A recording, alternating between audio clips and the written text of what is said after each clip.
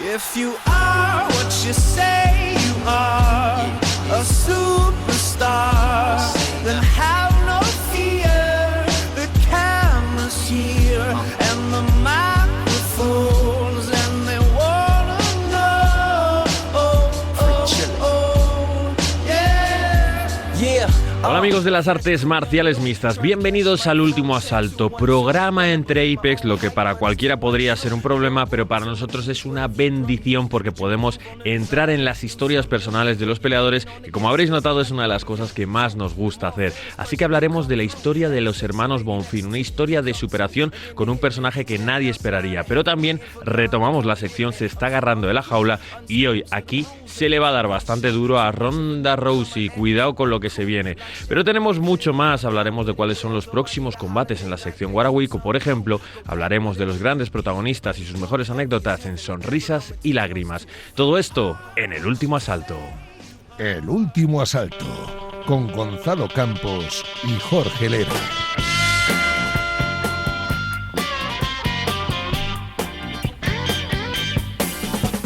Tras 9 vertiginosos eventos alrededor del mundo, la UFC regresó este sábado al recogimiento del Apex de Las Vegas, con una cartelera que tuvo como gran triunfador al peso pluma estadounidense Steve García, que en el combate estelar noqueó sin contemplaciones a David Onama en el primer asalto. García, de Albuquerque, Nuevo México, se llevó además uno de los bonos de la actuación de la noche y suma ya 7 victorias consecutivas con 6 finalizaciones.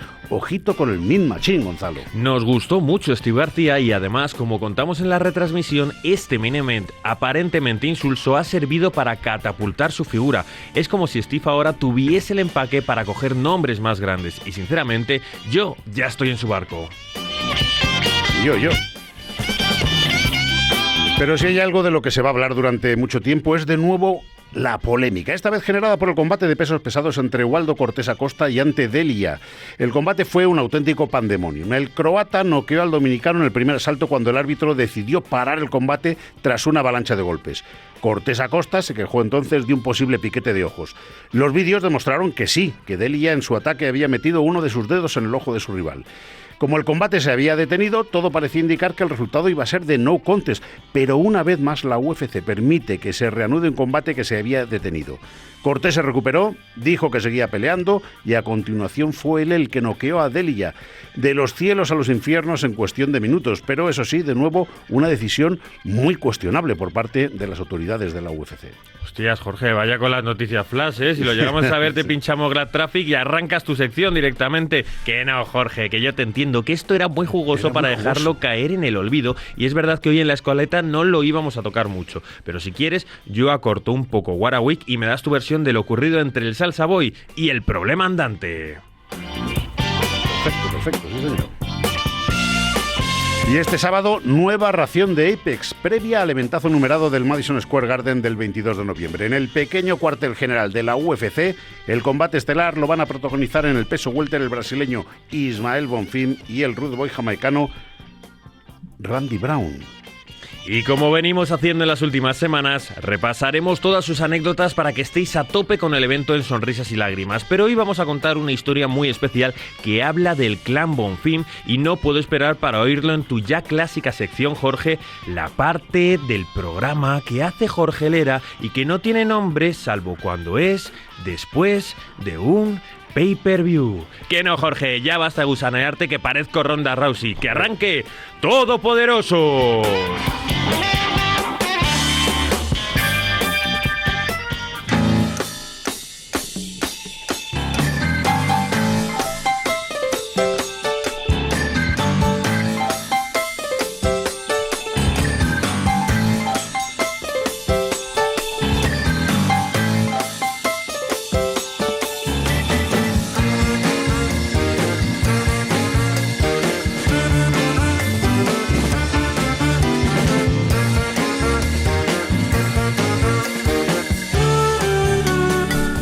Jorge, ¿te sientes gusaneado tras siento muy gusaneado una vez más. Últimamente me siento vilipendiado, gusaneado es el verbo realmente. Si sabes que para mí esto es una ilusión venir aquí todos los días, aquí todas las semanas al Último Asalto, me encanta, porque nos encanta además sacar historias, y hoy vamos con los hermanos Bonfim, una historia que a ti te gusta mucho.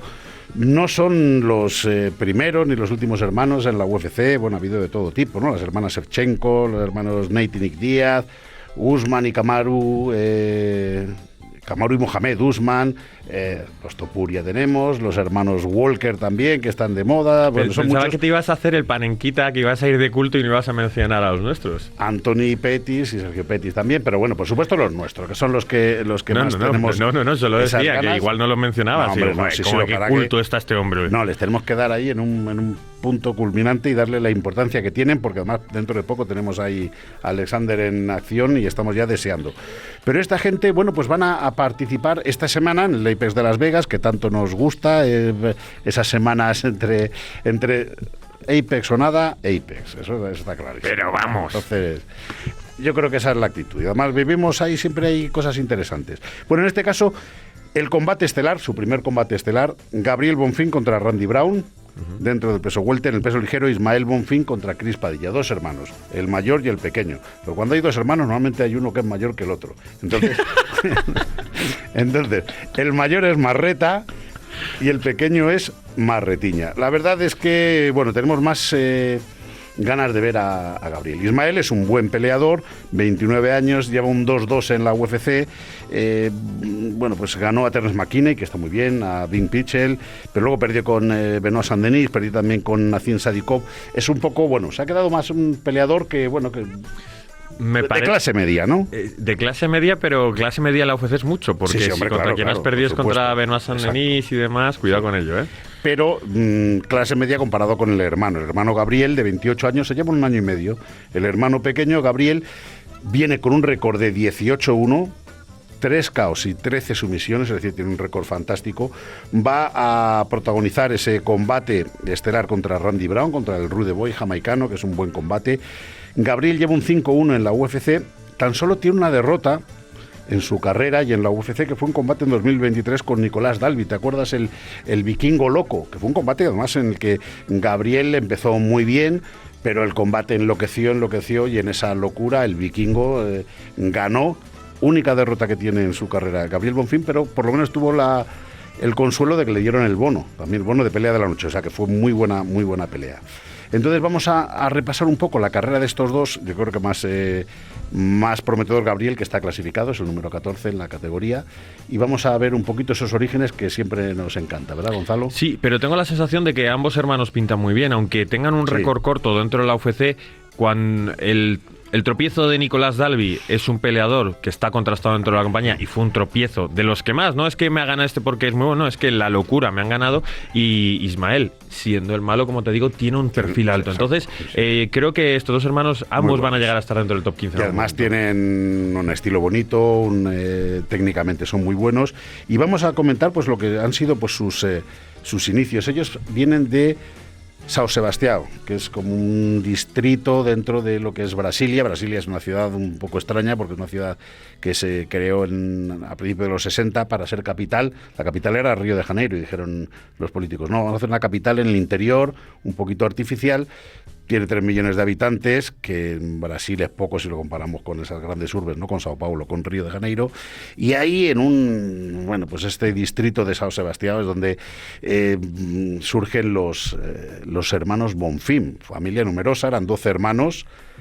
El padre, bueno, con problemas de alcohol, y una historia que tú siempre hablas tan común en peleadores brasileños. El padre coge y dice, bueno, me voy a por tabaco, y si te he visto no me acuerdo. Pero el otro día lo comentábamos en el comentaste. caso de Norma Dumont, Uh-huh. y a mí lo que más gracia dentro de Sí, cabe, sí. dentro de la anécdota, por supuesto, lo que más gracia me hacía es que literalmente dijo, oye, me bajo a por tabaco. Sí. Es la aquí no sé si fueron esas palabras textuales o no, pero vamos, el caso es que el padre se largó, y claro, te imagínate ahí dejando a toda la prole, 12 hermanos, la madre pues que no daba abasto, y entonces surge ahí una figura que es la del hermano mayor, que es Odair Bonfim, que se erige pues un poco como el cabeza de familia, se tiene que poner a trabajar, se tiene que buscar la vida junto con una hermana y tirar de los hermanos. Entonces él ha ejercido siempre ese papel de hermano mayor, pero en realidad casi una figura paterna. ¿Y por qué nos gusta tanto la figura de Odair? Porque es el verdadero artífice, es el verdadero alma mater de la familia, el que tiró del carro de todos los hermanos. Ahora lo pondrás en palabras lo que hizo Odair, pero para mí es como que la historia de superación de estos dos hermanos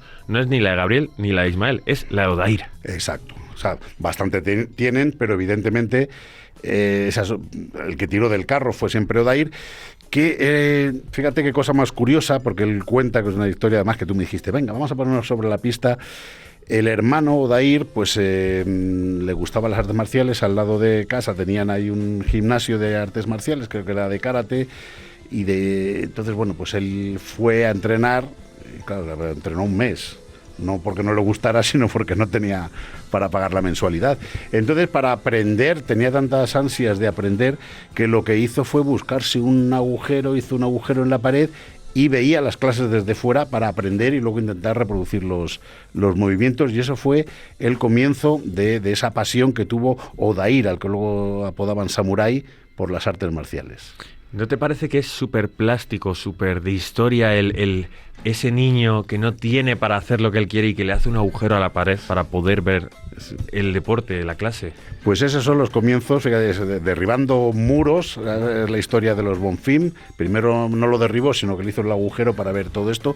Y bueno, pues gracias a eso, él, bueno, luego ya evidentemente pudo entrenar, pero a base de vender chatarra, de los típicos empleos que se tienen en prácticamente en un barrio pobre, porque ese barrio ha salido en documentales de la UFC, el barrio había que verlo. Pero ¿esto no te parece a ti que cuando te dicen, no, profesiones que han tenido antes, y te vas a Brasil y todo eso, no, pues vendía gelatinas, como en México, o vendía fruta, y dices, ¿de verdad esta gente? ¿Cómo es esa parte de Brasil? Hay un montón de niños que te venden cualquier cosa que tengan, no me lo puedo imaginar, porque no puede ser que todos tengan ese trabajo. Bueno, lo que sí está claro es que ese barrio, y además la UFC, ya con los dos hermanos dentro de la compañía, hicieron como un recorrido con Gabriel, Ismael y con Odair por las calles de San Sebastián, lo que era su antigua casa, y lo que comentaban, decía, aquí esto eran nuestros vecinos, pues los chavales eran drogadictos, eran delincuentes, hemos visto crímenes, hemos visto todo, y fue simplemente gracias al esfuerzo del hermano mayor el que dijo, no, los voy a sacar de esto. Y dice, pues si no, bueno, lo normal en nuestros casos hubiera sido seguir el curso de nuestros vecinos, que han acabado pues unos muertos, otros con sobredosis, otros en la cárcel, ¿no? ¿Y qué hace Odair para poder dar ese entrenamiento? Pues Odair empieza a entrenar, le empieza a apasionar, cree, además en contra de la opinión de la familia, decir, no, es que esto, yo creo en esto, puede ser mi vida, yo lo voy a compaginar con otras cosas, pero empieza a crear un gimnasio, que además hay unas imágenes también por ahí preciosas. Empieza a tirar muros en la casa de la madre, decir, bueno, pues derribamos esta pared y ponemos unos aparatos, ponemos aquí un espacio donde podamos entrenar, porque yo quiero entrenar a mis hermanos. Tenía un viejo Volkswagen Escarabajo de estos, totalmente destartalado, lo vendió para poder meter material de gimnasio.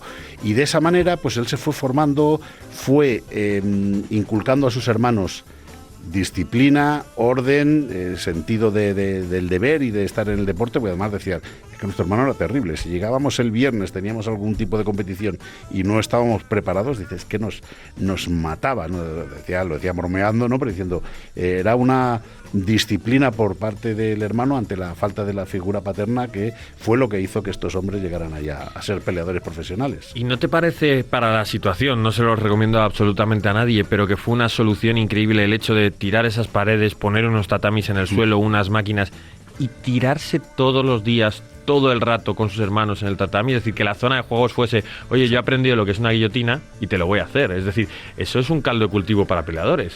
Pues así fueron creando una escuela de la que luego también han salido otros peleadores, que es decir, no es solamente el caso de los hermanos. Hablábamos de Francisco Trinaldo, que también es de los que ha salido como alumno de Odair. Odair, por cierto, que él era competidor, buen competidor de kickboxing, pero llega un momento que tiene una lesión de rodilla y es muy difícil ser competidor maestro, padre adoptivo de tus hermanos. Entonces dijo, bueno, pues aprovecho la lesión, se me acabó mi carrera competitiva, que bueno, pues era decente, pero no iba a llegar a ningún lado, y se convierte en el gran entrenador de los hermanos Bonfim, que bueno, pues empiezan su carrera, por cierto, una carrera en la que empiezan en el LFA. Gabriel es campeón del LFA, pero en el caso de Gabriel lo que más le gustaba era el boxeo.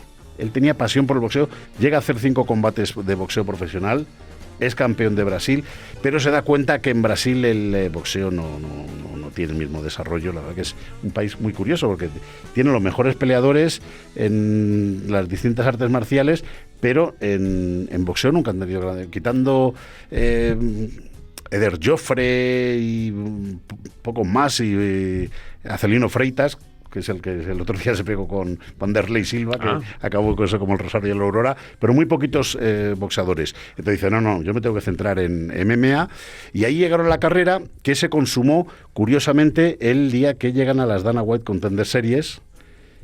Los dos el mismo día, decían que tenían esa presión, decía, joder, si gana mi hermano, tengo que ganar yo, Odair teniendo que intentar llevar pues el orden, en que siempre es difícil, 2 esquinas que pelean en la misma cartelera, y al final lo consiguieron, con lo cual fue un logro fantástico. No son los primeros hermanos que ganan en una misma edición de las Contender Series, porque eso fueron en 2020 Luis y Orión Koschi, que casi nos acordábamos de ellos, porque luego tuvieron uno perdió 2 combates en la UFC, el otro un 2-1, duraron muy poquito, fueron hermanos efímeros, pero sí consiguieron su contrato en las Contender Series en 2020, en la misma jornada. Y aquí, pues esto fue en septiembre de 2022, los 2 hermanos Bonfim por fin entraron en la UFC. Debutaron juntos, luego ya han compartido cartelera unas veces, otras no. Aquí hoy vuelven a compartir cartelera, además en el caso de Gabriel Bonfim siendo cabeza de cartel, y tenemos esa historia que, bueno, pues, que siempre nos gusta recuperar, porque creo que detrás de cada pelea siempre hay una historia, 2 historias. Y si ves un combate sin conocer la historia, lo ves de una manera. Si conoces la historia, yo creo que empatizas de otra manera. Y yo, Gonzalo, yo soy muy de los hermanos Bonfim, me han ganado. Pero gracias ya son tus nuevos peleadores favoritos. Sí. Tienen 2 combates complicados. Uno con Randy Brown, que además viene de ganar precisamente a Nicolás Dalby.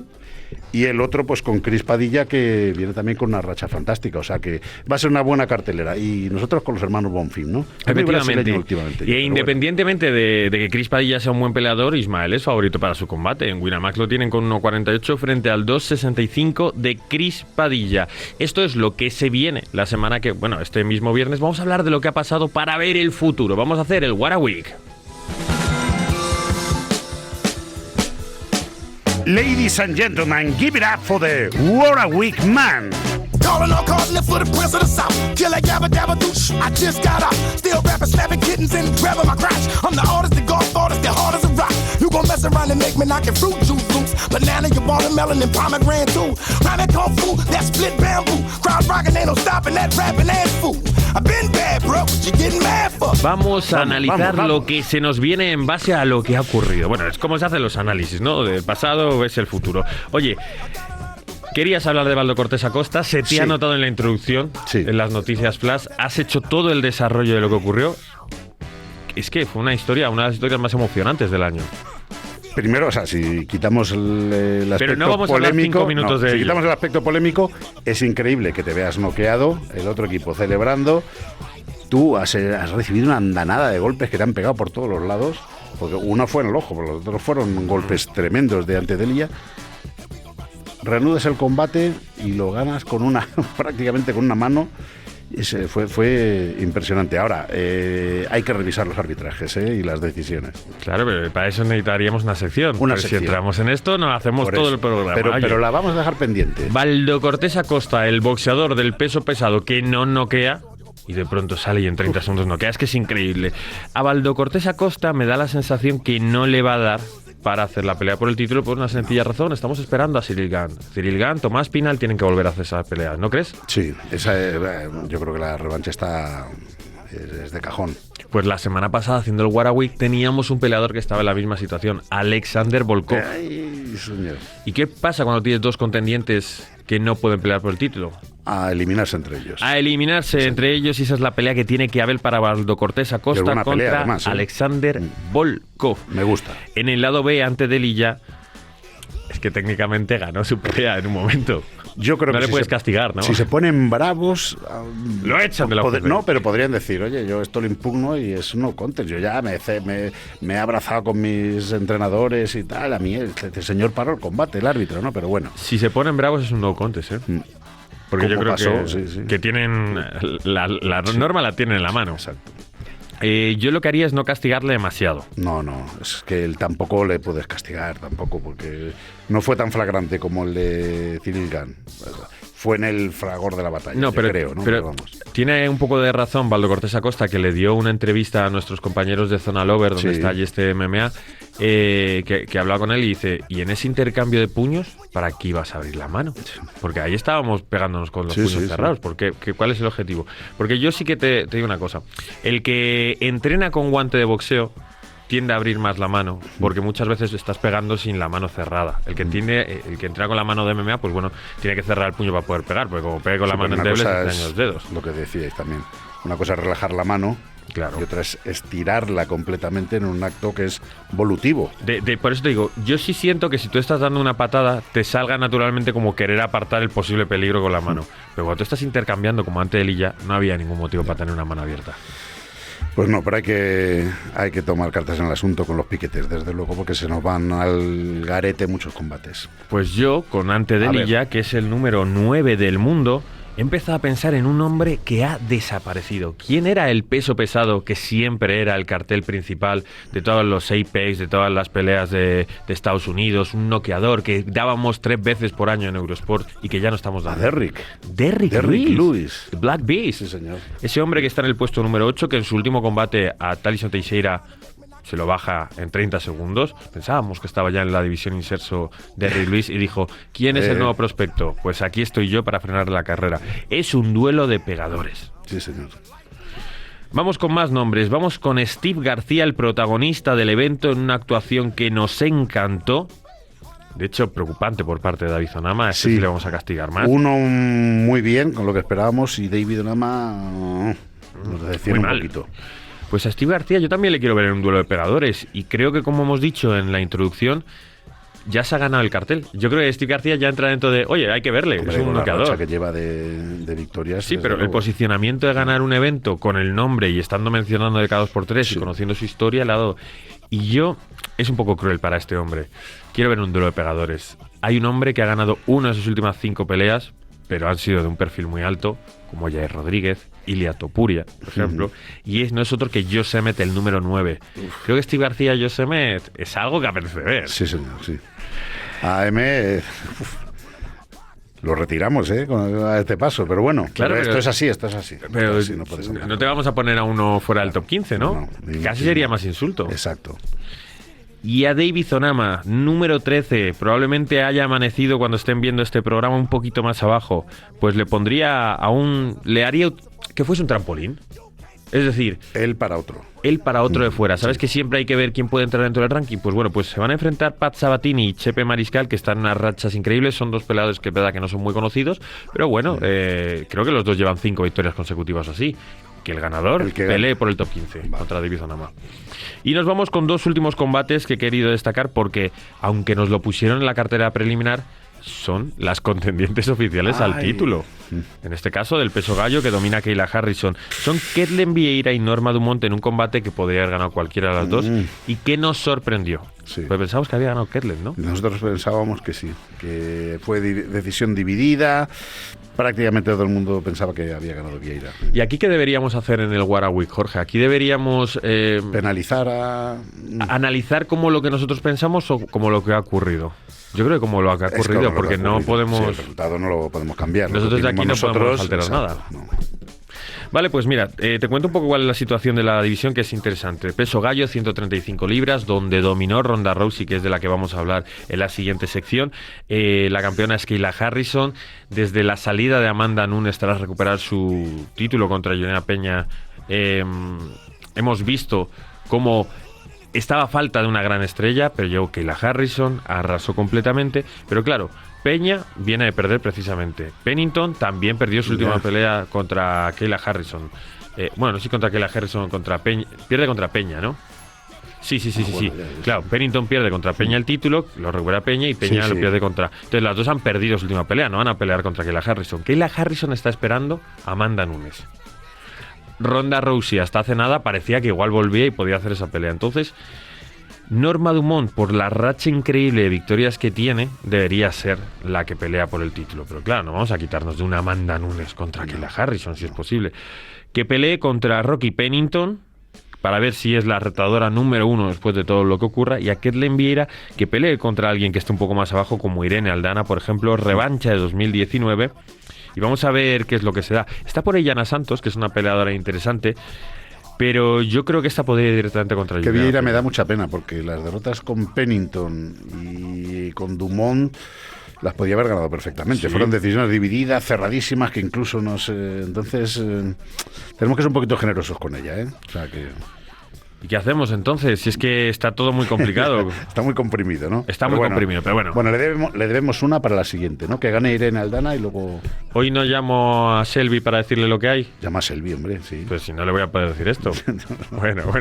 Este ha sido el Warwick, pero yo creo que hoy necesitamos hacerlo corto porque ahora nos vamos al barro a discutir casi de tú a tú con la gloriosa, la increíble, pero hoy criticada Ronda Rousey.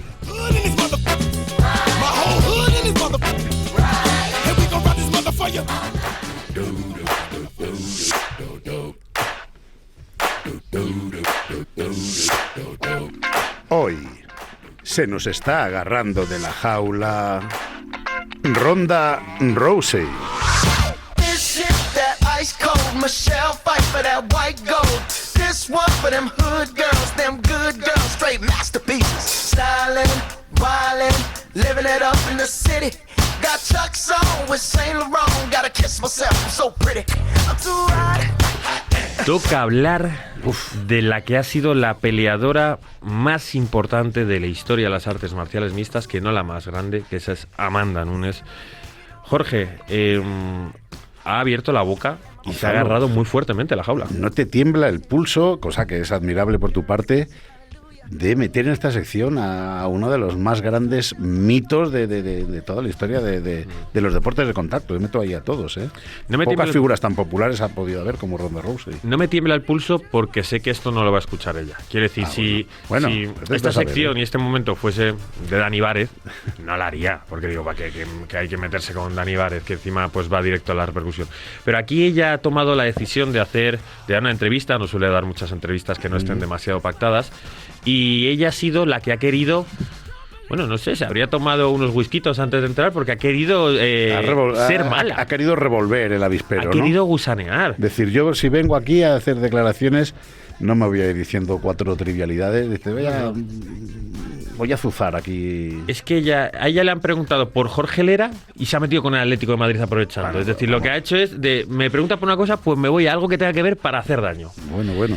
Y ahora lo repasaremos. Vamos a hacer una estructura en la que vamos a contar quién es Ronda Rousey para las MMA, cuáles son los traumas que le han llevado a ella a estas situaciones de complejo absoluto, y vamos a analizar cuáles son las declaraciones y cuál es nuestra opinión sobre ellas. Pero las declaraciones, para que ya las sepan, por qué es noticia hoy Ronda Rousey, por qué se agarra a la jaula, son 3 principalmente las que han llegado a todo el público. 1, que Joe Rogan es un fan con público, no un experto en MMA. 2, que los aficionados y los medios de comunicación del MMA son los más críticos y los que más rápido se olvidan de una leyenda. 3, y voy a utilizar palabras textuales suyas, que si los aficionados a las MMA tenemos la boca, los labios pegados a la P de Khabib Nurmagomedov, al fisto de Khabib Nurmagomedov, es porque nunca llegó a su límite. Bueno, pues con estas declaraciones tan incendiarias pretendía Ronda Rousey que la gente no se le echase encima, porque los medios de MMA y los aficionados somos muy malas personas. Vamos a descubrir un poco quién es Ronda Rousey. Es delito no conocer a Ronda Rousey y estar escuchando El Último Asalto. Es como... es primaria esto. Es primaria. Esto es... la EGB, cuando estudiaba yo, ahora ya no sé cómo se llama. Pero hombre, claro, estamos hablando... Pues en popularidad no ha habido nadie como ella.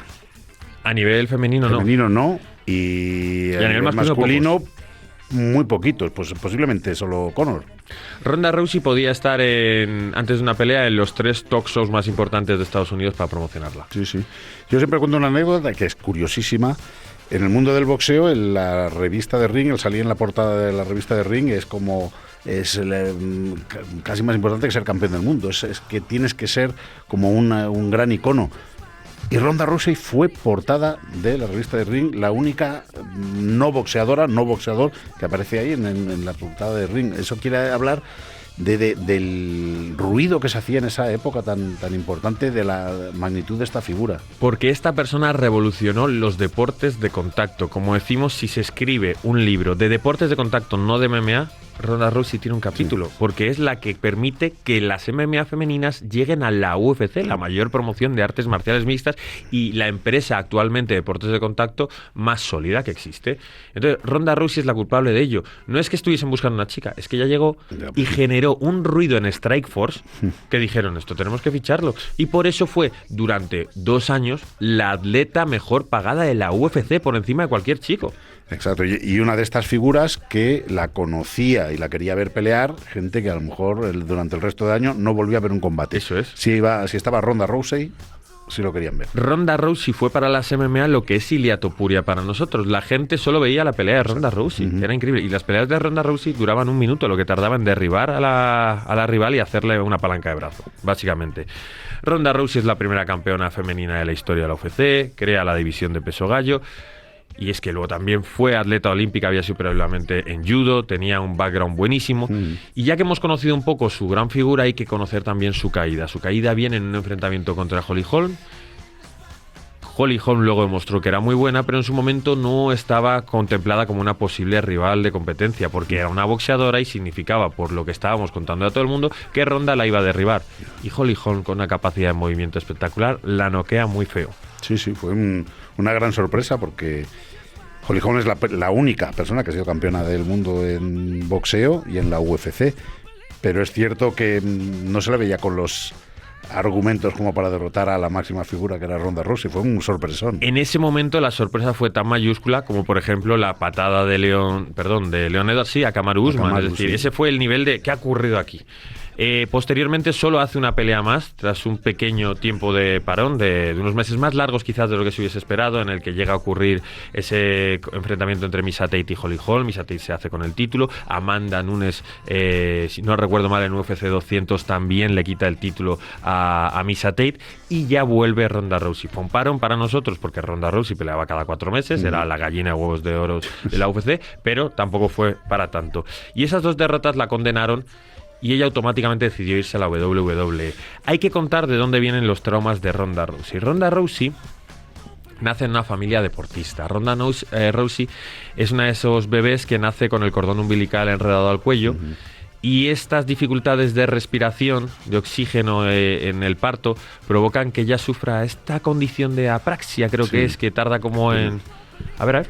Sí, no, que son unos segundos que tienes como sin oxígeno. Bueno, no sé, médico, no sé. Pero has sido padre y te han hablado de esto, pero ¿no? bueno, afortunadamente. ¿Qué ocurre? Que Ronda Rousey hasta los 8 años no desarrolla bien el habla. Pues sabe hablar, no tiene ningún problema, pero bueno, sí que es cierto que se le nota que va un poco más lenta. Es hija de Anne-Marie de Mars, creo que es como se llama, que es la primera campeona del mundo estadounidense de judo. ¿Qué ocurre esto? Que Ronda Rousey siempre va a tener en la cabeza que su madre es la primera campeona estadounidense de judo, y ese es el nivel. A los 9 años, Ronda Rousey empieza a ser entrenada por su madre, empieza a ser entrenada también en su casa, y el nivel de exigencia es el máximo. Tú eres un proyecto de campeona del mundo, no hay otro nivel para ti. ¿Y qué ocurre? Que Ronda Rousey, creo que si no recuerdo mal, es tercera del mundo de los Juegos Olímpicos. Sí, tiene una medalla de bronce. Sí. Una medalla de bronce. Esto lo que va a hacer es que ella siempre tenga un paralelismo de, bueno, sí, lo he conseguido, soy una atleta reconocida, pero no soy la campeona que dijo mi madre. El bronce no vale en su El bronce casa, no es el en oro. La casa de los Rousey. Entonces la relación entre ellas dos, siempre ha sido un poco tensa. Porque Ronda Rousey, dentro de su personalidad, todo esto es conjetura, pero léanse sus libros y sacarán conclusiones, y eso que son los que ella ha supervisado. Ronda Rousey es esta bully esta chica que te puede pegar porque encima sabe cómo pegar, porque ya hacía judo, pero luego si tiene algún problema es princesa, es huevito. No, hombre, ¿a mí qué me vas a hacer? Ronda Rousey hace el reality show de Ultimate Fighter contra Miesha Tate, que probablemente ha sido su gran rival en la historia. Y cuando empiezan a discutir entre ellas, Miesha Tate le dice, hombre, mi boxeo es mejor que el tuyo porque tú tienes un mal boxeo. Y Ronda Rousey, en un ejercicio de infantilidad completa, se va a su entrenador de Montarbedian. Oye, que me ha dicho Miesha Tate que no tengo boxeo, contéstala, dile que sí que lo tengo. Ese momento ridículo de Ronda Rousey define que es un poco esa personalidad de, uy, pues no sé cómo contestar, arropadme, ayudadme, no puedo caer, mi imagen no puede ser cuestionada. Aparte de esta relación con su primera entrenadora, que es su madre, tiene el complejo de este entrenador de Montarbedian, que por un lado era, digamos que era un poco torpón. Y esta situación en torno a Ronda Rousey no se ha gestionado bien. Entonces, cuando Ronda Rousey pierde, no es que el público de MMA sea cruel, es que ella no acepta esa derrota, no la acepta para su ego. Ella sale de esa derrota y cuando sale del recinto, coge una almohada y se tapa para que no la vean. Como cuando una persona comete un asesinato y no quiere que le vean el rostro para que no, pues ella no quiere que le vean la cara. La peleadora mejor pagada de la UFC no es capaz de decir, he perdido, voy a ganar. Sí. Gestionar esa situación, sí. Combate Mucho de Amanda ego. Nunes. Y ya me voy a ir un poco a las opiniones. Mira, la primera declaración es que lo estaba mezclando todo, me voy a ir directamente a lo que quiero hablar. La primera declaración que hace Ronda Rousey que nos ha llamado la atención es: Joe Rogan es un fan con público. Además lo soltó así como con... No le habían preguntado por ello. Un desdén, tal, como diciendo, este que pinta, ¿no? ¿Sabes Joe por- Rogan, que es uno de los personajes más importantes en todo el universo de la UFC. El principal comentarista de la UFC histórico, estaba en los primeros eventos casi y ahora Sí, lleva, sí. solo hace los pay-per-views de Estados Unidos, para que te hagas una idea, elige cuando quiere, es el tipo con el podcast más Y no solo exitoso eso, de claro. Estados Unidos, ha sido presentador de programas como Fear Factor, es cómico. Joe Rogan puede llamar a Donald Trump si quiere. para Está que en te un hagas top una idea. 10 de los tipos más conocidos y famosos de Estados Unidos, seguramente, o por lo menos el top 20. Ahí está, pues ella decía, él no es un experto, es un aficionado con mucha gente detrás, nunca ha peleado. Ya Ronda, yo creo que hay que abandonar esto de que para hablar de MMA hay que ser peleador de MMA. Creo que es un fracaso absoluto tener este pensamiento. A cualquier comunicador le va a venir bien haber hecho cortes de peso, haber recibido golpes, haber perdido, haber ganado, haberse lesionado. Todo eso le va a dar un campo más amplio de estudio y le va a venir genial. Pero no hace falta ser deportista profesional de un deporte para ser analista de él. Y ha quedado demostrado en todos los deportes. Sí. Eso decía un entrenador que tuve yo, un maestro que tuve de boxeo, dice, no, pues es que no os preocupéis. Dice, ¿quién sabe más de la naturaleza? ¿Rodríguez de la Fuente o un cocodrilo? Dice, Rodríguez de la Fuente, ¿no? Pues ya está, pues no le deis más vuelta. No, evidentemente ayuda por lo menos haberse metido como el cocodrilo en el agua. Pero... Exacto. ¿De dónde viene este pique? Pues según ella, aunque Rogan apoyó su ascenso en la UFC en el pasado y llegó a decir, Rogan es una de las mejores peleadoras vivas, de hecho podría vencer a la mitad de la división de peso gallo masculino. Esta declaración a Joe Rogan le saltó por mucha gente que conjeturalmente piensa que una mujer no puede ganar a un hombre. Y lo he visto, lo veo todas las semanas. La realidad es que Amanda Nunes gana a muchos peleadores de MMA profesionales masculinos. No me atrevo a decir cuál. ¿Qué pasa? Que cuando pierde contra Holly Holm de la manera que pierde y contra Amanda Nunes, Joe Rogan dice, mira, esta frase que me habéis puesto 700 veces en comentarios, sí. Ronda Rousey no gana a la mitad del elenco masculino de peso gallo. Eso le hizo daño a Ronda Rousey. Dice, fue decepcionante ver a gente como Joe Rogan, que una vez lloró por narrar mis peleas, volverse en mi contra tan rápido. Y esto es lo que le pasa a Ronda Rousey. No se vuelve en tu contra. Conmigo o contra mí, ¿no? Tiene esa mentalidad, ¿no? Esa es la mentalidad de Ronda Rousey. Dice, ni una sola persona me llamó. Afirmó, simplemente dijeron que yo estaba poniendo excusas. Mira, mi opinión. Esta pelea se hace casi 9 años, en enero. Esta es el primer pay-per-view que da Gol Televisión en España. Es la primera vez que se ve UFC en abierto en España en la época moderna. Recuerdo que Ronda Rousey no concedió ni una sola entrevista para la promoción de esta pelea. Que Ronda Rousey dio el peso y miró a los aficionados, a los periodistas ahí como, aquí estoy, fuera, pum. Ronda Rousey hizo un silencio increíble que fastidió la promoción de esa pelea y perdió de manera estrepitosa contra Amanda Nunes. Esta es la Ronda Rousey que dice que por qué no la preguntaron, que por qué no la llamaron. Porque Ronda Rousey es una bully camuflada de princesa. Eso es lo que le ha ocurrido. La segunda declaración es la de que los aficionados son muy críticos y que los medios de comunicación también son muy críticos. Y dice, cuando Chuck Liddell estaba en la cima, es el mejor. En cuanto pierde, Chuck Liddell no vale nada, nunca valió nada. Rampage Jackson era el nuevo Mike Tyson, pero cuando pierde Rampage no vale nada. George St. Pierre pierde, no vale nada. Anderson Silva, Dios mío, pero si era una criatura mítica. Así con todos. Mete a Fedor Emelianenko también. Qué desubicada estás.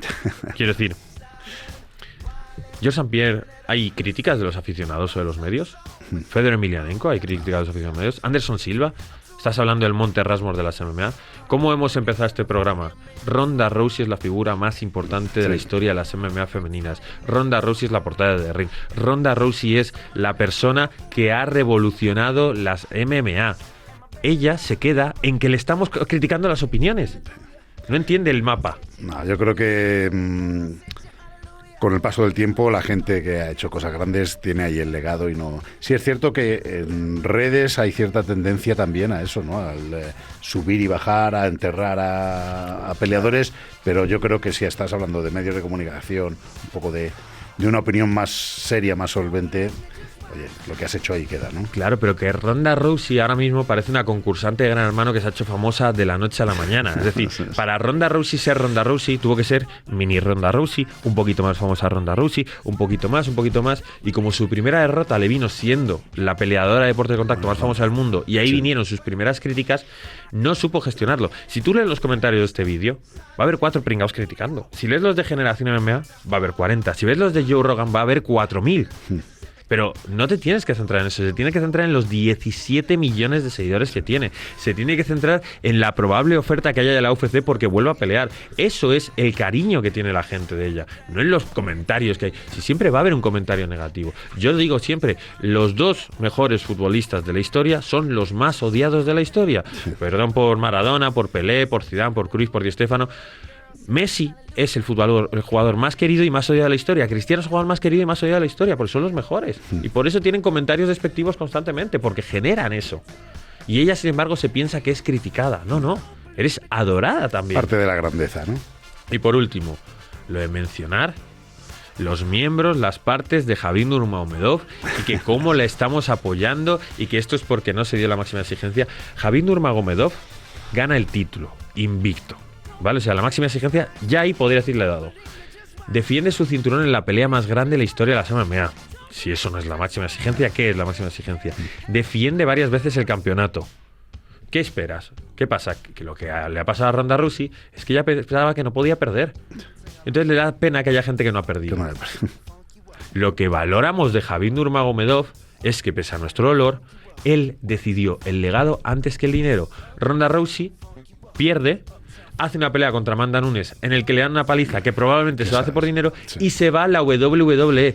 ¿Quién es Ronda Rousey? La mítica persona que hubiese criticado a todos los peleadores de la WWE por hacer peleas falsas, pero cuando le ofrecen un contrato millonario y una carrera de superestrella, aquí estoy yo la primera y hago 5 años en la WWE.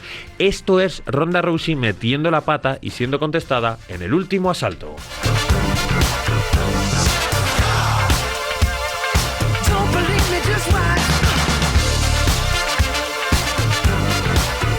El último asalto. Todo sobre la UFC en Radio Marca.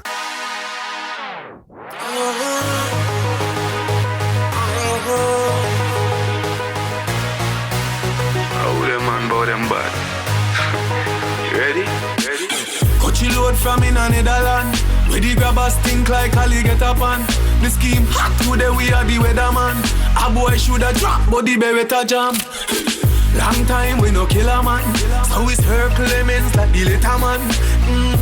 Tenemos aquí al auténtico héroe del programa, el auténtico PDP, Pedro de Pablos. ¿Cómo estás? Muy bien, muy contento a pesar de toda la cantidad de anécdotas, no todas positivas, que ha pasado este fin de semana en el Apex. No mentíamos, Jorge y yo, cuando te decíamos que el Apex nunca defrauda, para bien o para mal. Y con ganas de otra cartelera más en el Apex, que hay bastantes nombres con anécdotas. Hay un poco de falacia, no es el Apex lo que nunca defrauda, es la UFC lo que nunca defrauda. También, lo pongas en el Apex, lo pongas en el Madrid Arena o donde sea. Oye, por cierto, estábamos hablando antes de Ronda Rousey como la mejor peleadora. En 10 días tenemos la segunda mejor pelea de la historia femenina, que es Valentina Shevchenko siendo campeona contra Weili Zhang siendo campeona, y yo pensaba que la gente estaba con Valentina Shevchenko Un 88 para Valentina, un 84 para Weili Zhang. Weili Zhang. César y yo nos inclinamos un poquito más el otro día por Weili Zhang, ¿no? Yo también. Soy capaz de ver el futuro y César se va a inclinar un poco más por Valentina Shevchenko. ¿Se va a cambiar? Va a cambiar. Sí, que es un gusano, entonces. César, ¿eh? Por lo que sea, yo ya sé que él piensa que va a ganar Valentina Shevchenko.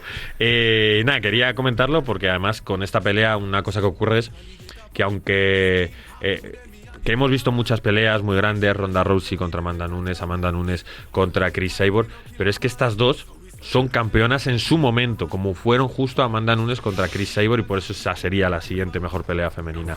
Hoy vamos a hablar de historias, como siempre, tenemos tiempo. ¿Y en quién nos vamos a centrar? A centrarnos en dos peleadores que encima están alineados, que tienen cierta relación. El primero es Muslim Salikov, el rey del Kung Fu, King of Kung Fu. Que en verdad hay que ir un asterisco, no es de King of Kung Fu, porque la anécdota que traigo es en base a eso. Anda. Y es el rey del Wushu Sanda. Claro. O sea, no del Kung Fu, que es una modalidad. Y la anécdota va en cuanto a eso, porque él, obviamente, la UFC no es un hombre tan reconocido, digamos, aunque los seguidores continuos de la UFC sí que sabemos quién es, le denominamos el rey del Kung Fu. Él se enfrenta este fin de Euromedic en un combate que yo creo que puede pasar cualquier cosa, que yo creo que va a ser acción asegurada, que su carrera peligró hace un año precisamente contra otro de los protagonistas que traigo hoy, que fue contra Randy Brown, que le noqueó y que entró en una racha de 3 derrotas y una victoria, pero a partir de ahí lleva 3 victorias consecutivas, una por decisión dividida contra Ponzinibbio y luego 2 KOs, que son lo que lo han relanzado. Y él, la historia que traigo es va a ser un poco de lágrimas, a pesar de que la cuenta con sonrisas, porque él durante su etapa en China, que es donde le empiezan a denominar el rey del Kung Fu, donde se especializa en el Wushu Sanda, es que es el primer campeón no chino que gana ese torneo. Sí. Entonces, claro, tú imagínate, el boom que tiene en China es de superestrella. ¿Qué pasa? Que creo que hubo un choque cultural, que es lo que comenta él, porque él se convirtió tan superestrella que por la calle no podía pasear, literalmente no podía pasear, y llegó un punto en el que él comenta que hasta que se acostumbró, él salía por la calle y a lo mejor iba en chanclas al súper, con camiseta normal, y la gente le pedía ropa, pero claro, ropa que tenía, o sea, que no tenía más ropa de recambio en una maleta, le decía, dame tu camiseta, dame tal. Llegó puntos en el que él, del agobio que sentía, reconoce que tuvo que hasta darle la camiseta a un tipo porque no paraba de decirle cosas, le perseguían. Llegó también a otro punto en el que él ya dice que traspasó un poco el espacio vital, que ahí dice que fue donde dice o me acostumbro o me tengo que ir del país porque no, esto es un choque cultural que no va a cambiar. Y es que hoy en día también lo vemos que sucede mucho con los famosos, pero que en su momento para él no era tan normal, que es que por la calle a lo mejor 10 personas vas paseando de frente y te están con el móvil en la cara.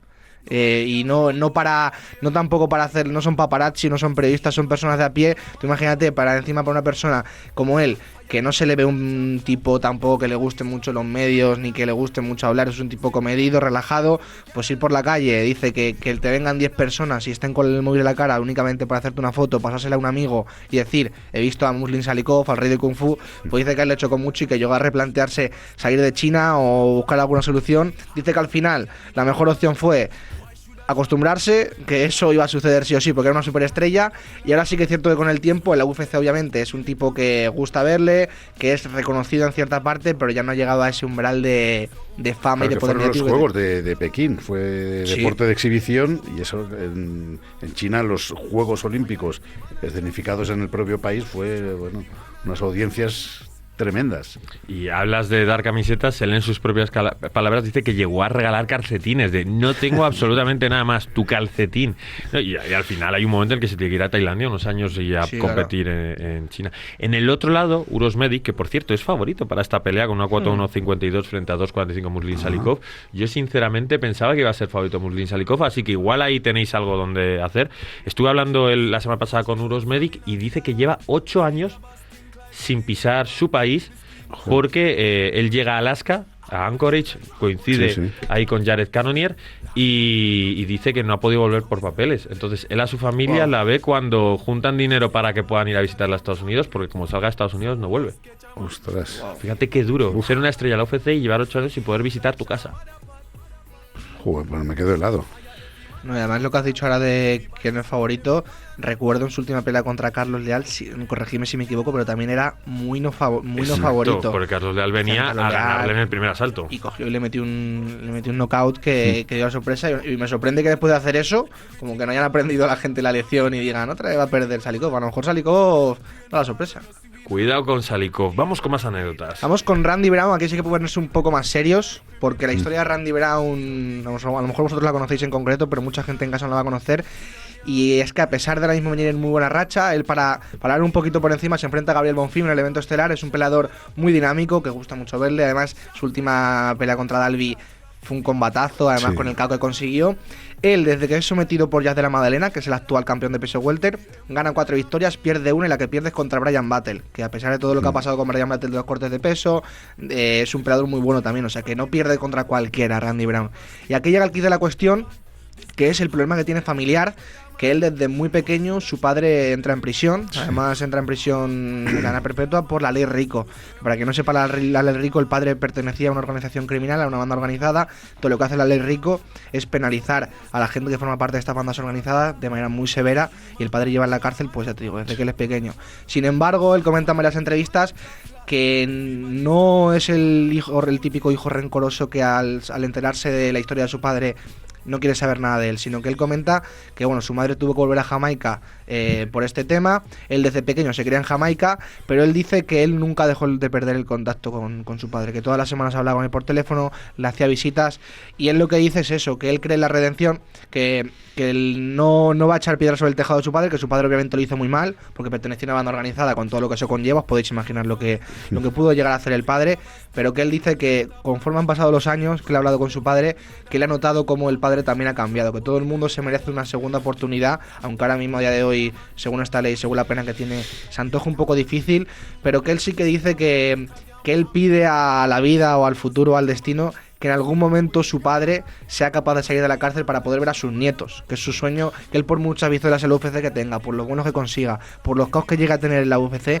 que él su sueño de verdad es que su padre pueda llegar a ver a sus nietos, porque el padre encima habla constantemente con él, le visita y además dice que no se pierde sus peleas aunque sean diferido. Obviamente no tiene una televisión siempre para ver a su hijo pelear, pero aunque sea por la radio que le dejen poner en algún momento, o se va enterando. Qué romántico se ha puesto, si hoy en día tienen todos móviles ahí dentro, por favor. Sí, o sea, en la radio, escuchando la pelea de Randy Brown. Estamos en radio, hay que vender un poco también. Mientras caen gotas en la habitación. Pero sí, no, dice eso pero yo sinceramente opino que ahora mismo a día de hoy, al menos con la ley con la pena que tiene y con la ley Rico, es muy complicado que llegue a pasar eso, pero dice que él pelea por ese motivo, pues le sigue motivando el hecho de que algún día su padre pueda llegar a verle pelear, o que pueda salir para poder tener una vida normal, que se ha vuelto, digamos, un hijo del Señor y ha cambiado su mentalidad, pero claro, dice que reconoce las penas que ha tenido. Me imagino al gran PDP pensando en esta anécdota y se imagina una ventana con barrotes, la luna grande, él tocando la armónica. Y con un lapicero poniendo así las flechas, las rayitas de los días que le quedan, ¿no? Esa es la vida del padre de Randy Brown. No, pero no tiene gracia, pero bueno. Bueno, mejor tomárselo con humor, ¿no? Lleva ya un montón de años el hombre en prisión, lleva tres décadas. Lleva 30 años. Se ha arrepentido ya y bueno, pues a ver si le dejan salir un ratillo ahí para ver a su hijo y a sus nietos, hombre. Es una velada de UFC, que le dejen salir un rato de velada y que vuelva. Oye, esta ley Rico tiene, como persona, no diré porque más experta en temas del pasado, Jorge, la Racketeer Influencer Corrupt Organization. Es que la he escuchado muchas veces. No sé, pero... Creo que de la época de la mafia y todo eso viene. ¿no? Viene de eso, viene de un caso de mafia, no me acuerdo exactamente el caso concreto, pero viene de un caso muy famoso. Pero más moderna, de los 80, sí, mafia más eso te iba a decir. A partir de eso hizo esta ley, 90, ¿no? para que no sucediesen estas cosas. Y al padre de Randy Brown le pilló de lleno, pues ya digo, si echamos cálculos, lleva 30 años en prisión, a principios de los 90 fue cuando entró, o sea que... Y todo esto es lo que le lleva un poco a tener esa doble herencia cultural, Jamaica, Queens. Él se llama el Rude Boy. Sí. Y los Rude Boy, ¿tú los conoces, Jorge? Sí, hombre, los Aunque Rude te Boy digo son... una cosa, es un poco como llamarse MDLR, o sea, es como un poco el nombre de la tribu urbana negativa de la Los época. Rude Boys eran, claro, toda la gente que venía de Jamaica, pero que se hicieron especialmente famosos en Gran Bretaña, en el Reino Unido, en el norte, en ciudades como Sheffield, como Coventry, que eran los emigrantes jamaicanos, que eran los que más molaban, y los jóvenes blancos, los skinheads originales, que eran amigos de los jamaicanos, pues les querían copiar las costumbres, la manera de vestir y sobre todo la música, el ska y todo eso. Porque eso es lo que llega al Reino Unido y demás, Exacto, pero sí, en Jamaica lo que son los malotes y en de Jamaica. en Jamaica son los malotes. Y Randy Brown para esta pelea no va a ser el gran malote. El primer paso de la escalera negra del peso welter de la UFC no es favorito en este enfrentamiento, con una cuota de 2.60 frente a Gabriel Monfín, Marretiña con una cuota de 1.49. Nos toca, Pedro, muchas gracias por venir a hablar con vosotros en Al Habla Hardcore.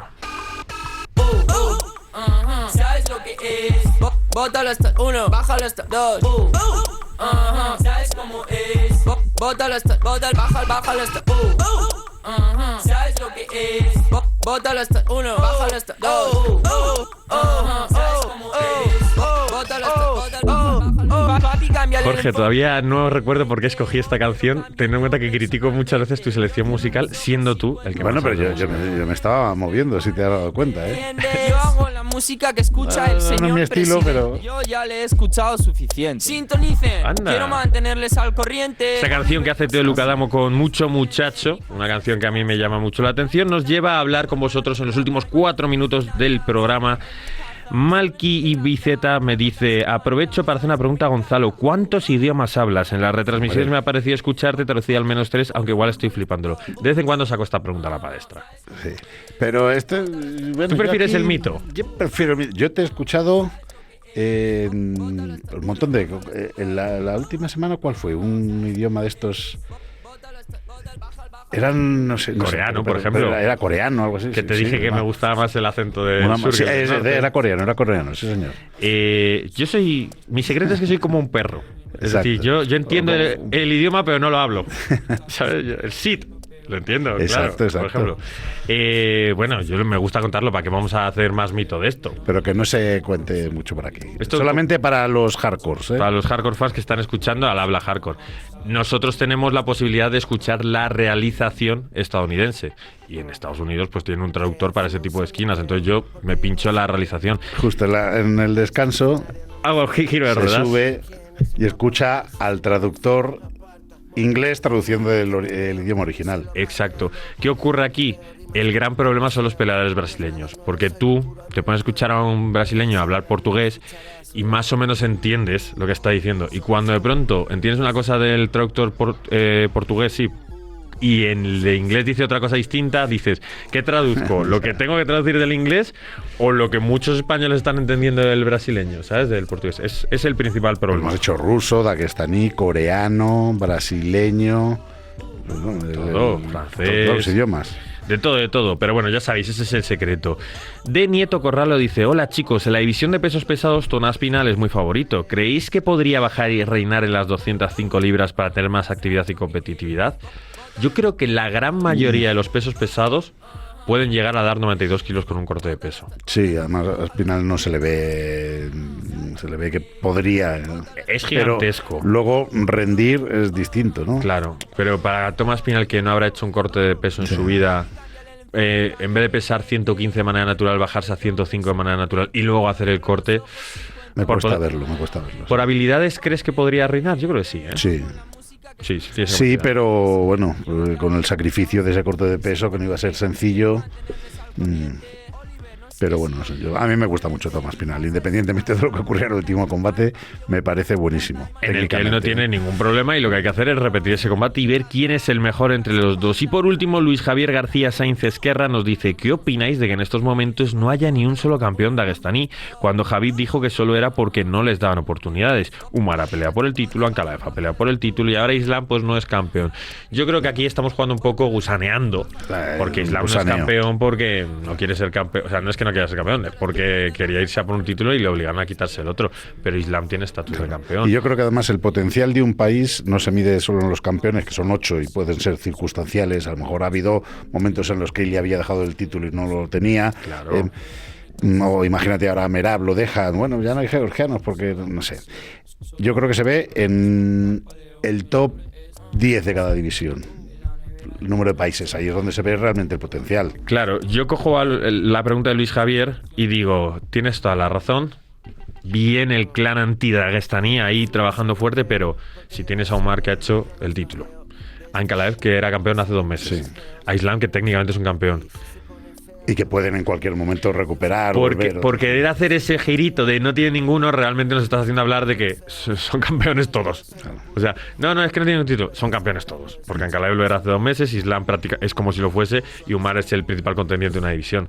Y PFL están todos, o sea, por querer hablar de, no están tan bien, estamos hablando de que están muy bien los dagestanis. Exacto, eso es meramente circunstancial. Pues esto ha sido Al Habla Hardcore. Muchas gracias a todos los que nos escribís. Deseamos contestar a todas vuestras preguntas. Y esto ha sido el último asalto, Jorge. Se ha pasado volando, por favor. Se ha pasado volando. Nos encanta transmitiros la pasión con la que vivimos este deporte. Nos vemos la semana que viene. If you are what you say